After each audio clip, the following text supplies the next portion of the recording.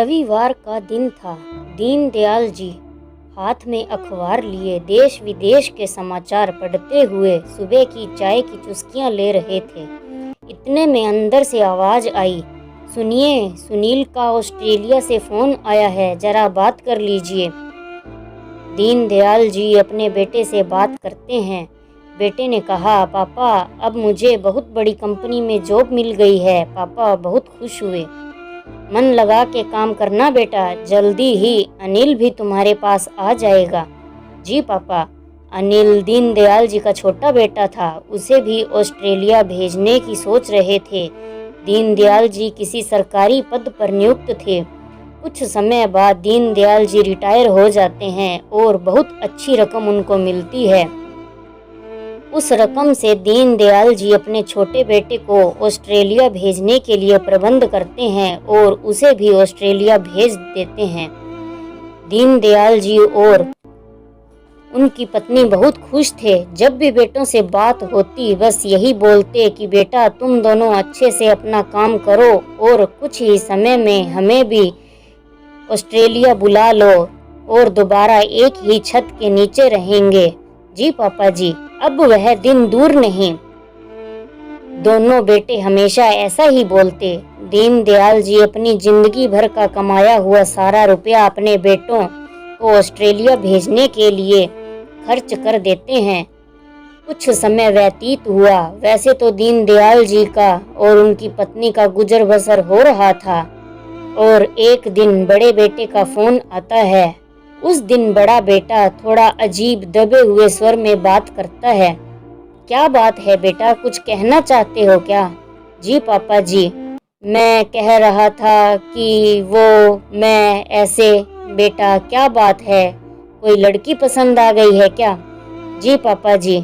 कौन है, कहाँ से है, ऑस्ट्रेलिया की है या इंडिया की है?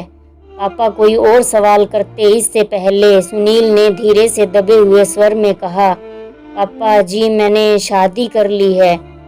पापा के सारे सवालों पर जैसे बेटे ने चुप्पी लगा दी हो। एक मिनट के लिए तो दीनदयाल जी कुछ समझ ही नहीं पाए, लेकिन खुद को संभालते हुए बेटे को कहा कि अब शादी कर ही ली है तो कोई बात नहीं, मैं तुम्हारी माँ को समझा दूंगा। जी पापा आप संभाल लेंगे, मुझे पता है। दीनदयाल जी ने अपनी पत्नी से बात की। उनकी पत्नी को थोड़ा समय लगा इस बात को समझने के लिए और कुछ समय में वह भी समझ जाती है। अब कुछ समय और निकला और एक दिन छोटे बेटे अनिल का फोन आता है। पापा बधाई हो, आप दादा बन गए और मैं चाचा बन गया।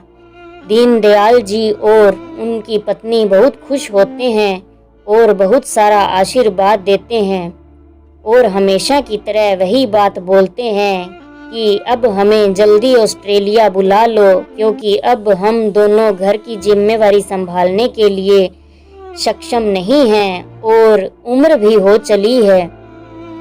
हमेशा की तरह बेटों के वही रटे रटाए 3 शब्द, जी पापा जी। अब दीनदयाल जी की पत्नी बीमार रहने लगी। इतना टाइम हो गया बेटों को देखे हुए।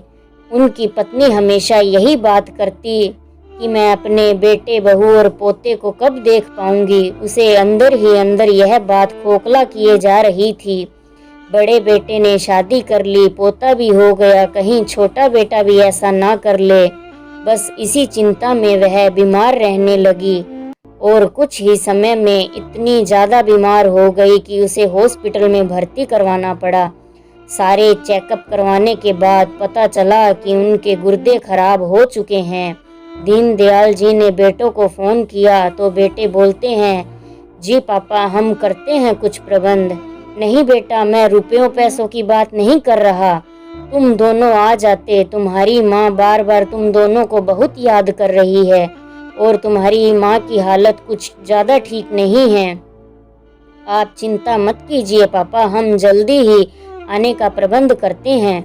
दिन प्रतिदिन दीनदयाल जी की पत्नी की हालत खराब हो रही थी और उधर दोनों भाइयों में यह बहस चल रही थी कि तुम जाओगे और बात फिर छोटे बेटे पर खत्म होती है कि इंडिया अनिल जाएगा।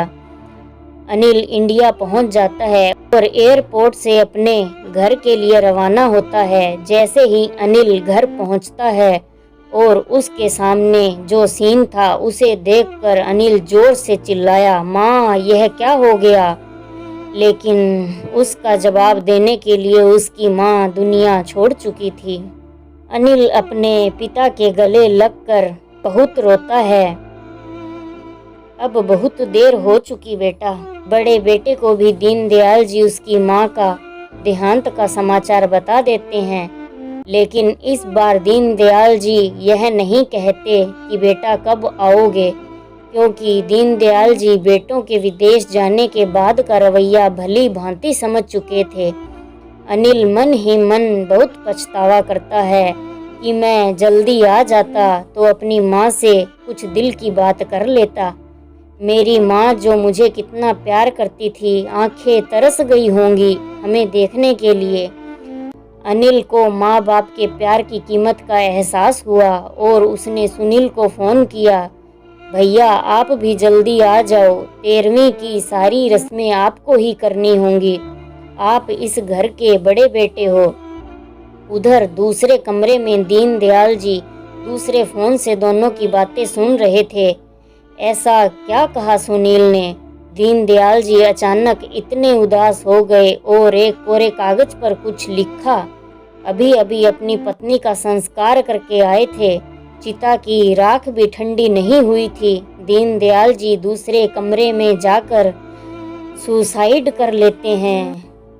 छोटे बेटे को कुछ समझ में नहीं आ रहा था कि पापा ने ऐसा क्यों किया और उसे वह कागज मिलता है। दीनदयाल जी बड़े बेटे के लिए कुछ लिख कर गए थे कि बेटा तुम्हें इंडिया आने की आवश्यकता नहीं पड़ेगी, तुम्हारी माँ का संस्कार हो चुका है और मेरा भी हो जाएगा, बस तुम्हें बहू और पोते से मिलने की तमन्ना मन में लेके जा रहे हैं, सदा खुश रहना, तुम्हारा बेबस लाचार पिता। अनिल को सब समझ में आ जाता है। जब दोनों भाई फ़ोन पर बात कर रहे होते हैं तो दीनदयाल जी दूसरे फ़ोन से सुन लेते हैं। सुनील कहता है कि मैं अब इंडिया आकर क्या करूँगा, जो होना था वह तो हो गया, मेरे आने से कुछ बदलने वाला तो है नहीं। तुम्हें भी पता है कि आने जाने के लिए कितना रुपया खर्च होता है, तुम आए हुए तो हो, 13वीं की सारी रस्में तुम करवा देना, क्या फ़र्क पड़ता है बेटा, बड़ा हो या छोटा। अगली बारी मेरी जब पिताजी का देहांत होगा तब मैं आ जाऊंगा, मैं तुमसे वादा करता हूँ अनिल।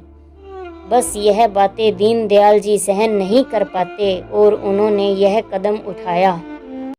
क्या कसूर था दीनदयाल जी का? बस यही ना कि पूरी जिंदगी भर की कमाई अपने बेटों को पढ़ाने लिखाने में, विदेश भेजने में लगा दी, यही सोचकर कि बेटों को जिंदगी में कोई भी परेशानी नहीं सहनी पड़े। क्या माँ बाप की ही जिम्मेवारी होती है अपने बच्चों के प्रति? क्या बच्चों का कोई फर्ज नहीं होता अपने माँ बाप के लिए? अपने माँ बाप के साथ बैठकर कुछ वक्त जरूर बिताइए। क्या दीनदयाल जी को ऐसा कदम उठाना चाहिए था? और कहानी अच्छी लगी हो तो अपने दोस्तों को शेयर जरूर करना। धन्यवाद।